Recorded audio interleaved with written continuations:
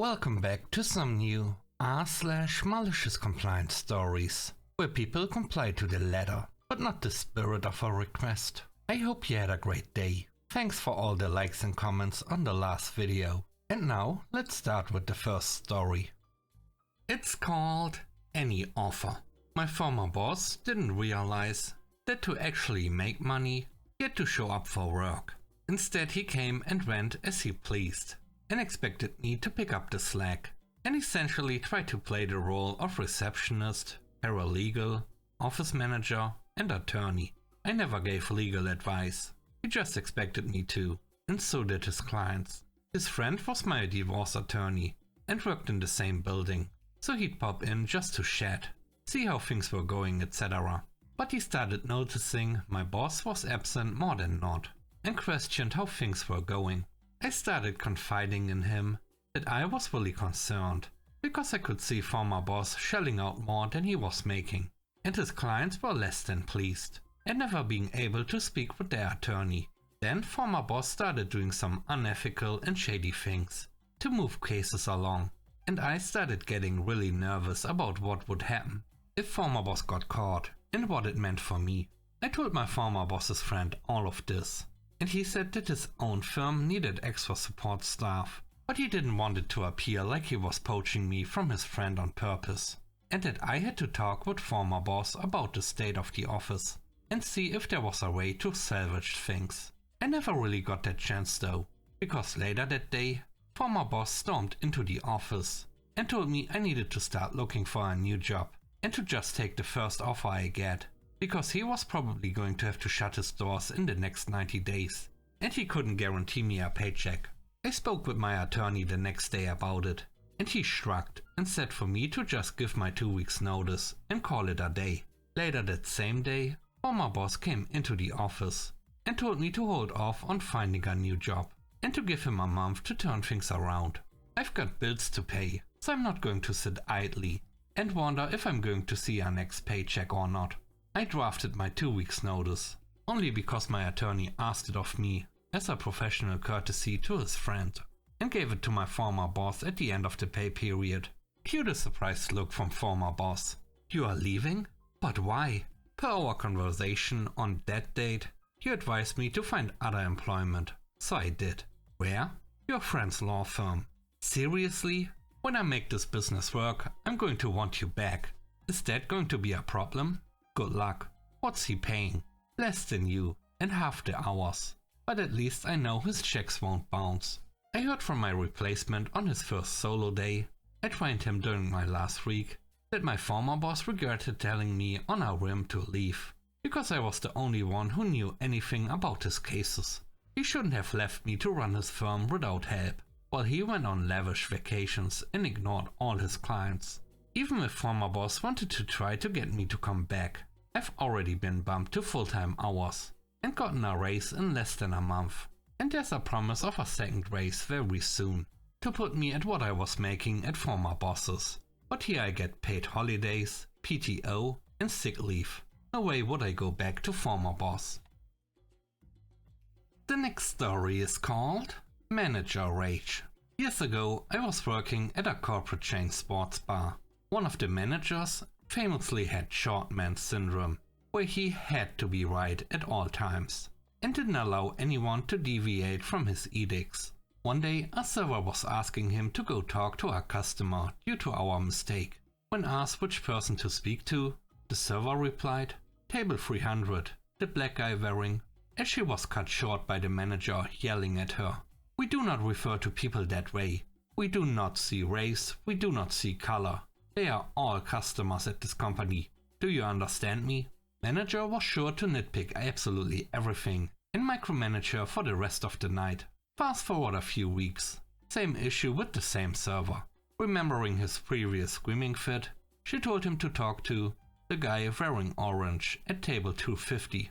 It was football season. Virtually everyone in the building was wearing the home team's orange. Manager had to awkwardly ask the customers who had an issue, deeply embarrassing him.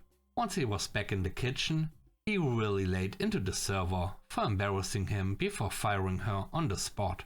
The next day we all verified his previous instructions, and her malicious but correct compliance. So the general manager was forced to call her up and offer her job back.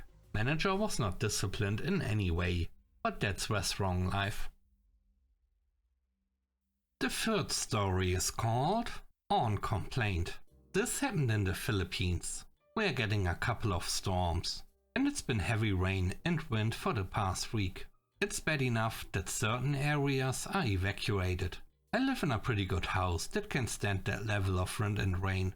Where it's located, flooding is not a concern. So relatives, friends and neighbors are welcome if they need a place to stay. In comes Aunt Kay, in her 60s, my mom's sister, and her 3 children, all 20 plus, with their children. Aunt Kay is a hassle, and honestly I'd rather not deal with her. But her place isn't in a good spot, so I let them stay at my place until the storm blows over.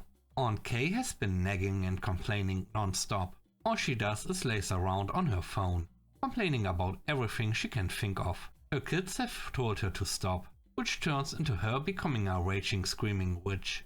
One day, while we're in the living room, Aunt Kay comes in and was talking to another aunt, Emma. Aunt Kay was complaining about my place, and Aunt Emma was trying to tell her off, but ain't no stopping that word vomiting hack. Aunt Kay then says she can find a better place. Mind you, it's been raining all day, and the winds have gotten stronger. You go outside and you'll be pelted and maybe fly off if you aren't careful. As her oldest is telling her to stop, Aunt Kay just keeps on going and tells me my house is terrible and whoever built it had no brain. That set me off, as the house was designed by my parents and they put their heart and soul into it. I told her to leave and find a better place then, if she doesn't like my place. Aunt Kay looked offended and started telling Aunt Emma what I had just said. Aunt Emma told her off and then hung her up. Aunt Kay looked at me and just tried to go back to her bed, but I told her she had to leave and find another place. She didn't want to apologize and told me I was being sensitive and needed to respect my elders. I told her she didn't respect me, and since she could find a better place, she ought to leave. I wasn't backing down, so she went and got her stuff, and when she saw her kids and grandkids weren't going with her, she was not happy. I gave her an umbrella and some cash. That happened around 9 AM. She came back at around 2 PM, drenched and defeated. She gave me a quiet apology and begged to be let in. Turns out she went around to some of her friends' places, and even her boyfriends, but they were either gone or telling her off for messing around in the storm. She now just glazes and keeps quiet. I don't care if she still complains, but at least I don't have to hear it. The last story is called Go Elsewhere. About a year ago, I was working for a manufacturing company that had mismanaged itself into a zero operating cash scenario long before I got hired on. After all the managers who had hired me got fired with no notice, I got nervous and started looking around for other employment. At one point, I was trying to update a customer with status regarding some in-process issue. That landed squarely in the newly appointed engineering manager's responsibility, and he told me I should never have brought it up and that I should just keep my mouth shut. I told him it was too late for that and that they wanted the update, but he was too busy watching TV on his iPad, which as far as I can tell is all he ever really did. So I told him that I would just reach out to his contacts for the update myself. He said, do that, and if you don't like how long it takes me to respond to the customer, you should just go somewhere else. Little did he know I had an interview the next day. I have never quit a job with no notice in my life, until that day.